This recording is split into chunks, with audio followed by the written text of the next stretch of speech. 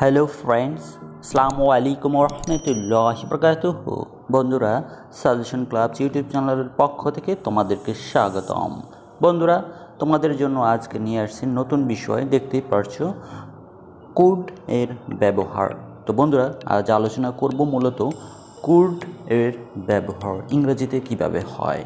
বন্ধুরা, স্ক্রিনে দেখতে পারছো কুড এর ব্যবহারে আমি হাতে লিখে তোমাদের জন্য নিয়ে আসছি। তো বন্ধুরা, চলো দেখে আসি। অতীতকালের অ্যাবিলিটি অর্থাৎ সক্ষমতা, পাওয়ার অর্থাৎ সামর্থ্য, ক্যাপাসিটি অর্থাৎ ক্ষমতা। তো অতীতকালের অ্যাবিলিটি, পাওয়ার, ক্যাপাসিটিকে বোঝাতে কুডের ব্যবহার মূলত হয়ে থাকে।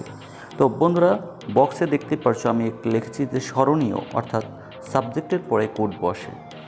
কুডের পরে সবসময় মূল ভার্ব বসবে এবং বাংলা ক্রিয়ার শেষে সাধারণত পারতাম থাকতে হবে। তো এগুলো থাকলে তোমরা অবশ্যই কুডের ব্যবহারটি করতে পারবে। তো বন্ধুরা, উদাহরণটি দেখে আসি। আমি মাছটি ধরতে পারতাম অর্থাৎ I could catch the fish.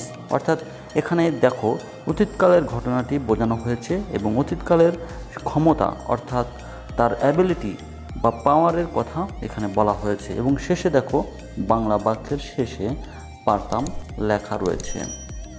তো বন্ধুরা, ট্রান্সলেশন করলে কুডের subject I could catch the fish, অর্থাৎ আমি উপরে বক্সে লিখেছিলাম যে সাবজেক্টের পরে কুড বসবে এবং কুডের পরে সবসময় মূল ভাবটি বসবে। অর্থাৎ ধরা ইংরেজি এখানে ক্যাচ, অর্থাৎ I could catch the fish. এরপরে আরেকটি উদাহরণ, সে এখানে আসতে পারতো। তো এখানে সে এখানে আসতে পারতো, এখানে অতীতকালের কোনো একটি ঘটনা বলা হয়েছে যে সে এখানে ইচ্ছা করলে আসতে পারতো বা পারতাম। ক্যাপাসিটি বা সক্ষমতাকে বোঝানো হয়েছে। তো উদাহরণটি দেখলে বুঝতে পারবে যে হি কুড কাম হিয়ার, অর্থাৎ হি কুড কাম হিয়ার, সে এখানে আসতে পারতো। তুমি কাজটি করতে পারতে, অর্থাৎ অতীতকালের ক্ষমতাকে বোঝানো হয়েছে বা সক্ষমতাকে বোঝানো হয়েছে যে সে কাজটি করতে পারতো ইচ্ছা করলে। তুমি কাজটি করতে পারতে, অর্থাৎ you could do the work, তুমি কাজটি করতে পারতে। তারা গরিব লোকটিকে সাহায্য করতে পারত, they could help the poor man. তো বন্ধুরা, উদাহরণগুলো তোমরা ভালো করে দেখলে আরও ক্লিয়ারলি বুঝতে পারবে এবং ভালো করে তোমরা দেখো, ইনশাল্লাহ তোমরা এখান থেকে পারবে। তো কোডের ব্যবহারের কিছু এখানে উদাহরণটি আমি দিয়েছিলাম।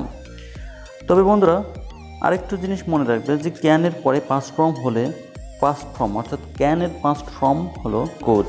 ক্যান ও কোডের পরে কখনো টু বসে না, অর্থাৎ সবসময় মনে রাখবে ক্যানের পরে এবং কোডের পরে কোনো সময় টু বসে না। এইগুলো ছিল কোডের ব্যবহার। তো ইনশাল্লাহ তোমরা এখানে এগুলো ইউজ করো এবং ইনশাল্লাহ তোমরা এখান থেকে ভালো কিছু করতে পারবে, সেই বিষয়ে আজ এখানে আলোচনা শেষ করলাম। পরবর্তীতে আরও কিছু নিয়ে আসবো তোমাদের মাঝে, ইনশাল্লাহ তোমরা উপকৃত হবে। ধন্যবাদ, সকলেই ভালো থাকবে, সুস্থ থাকবে।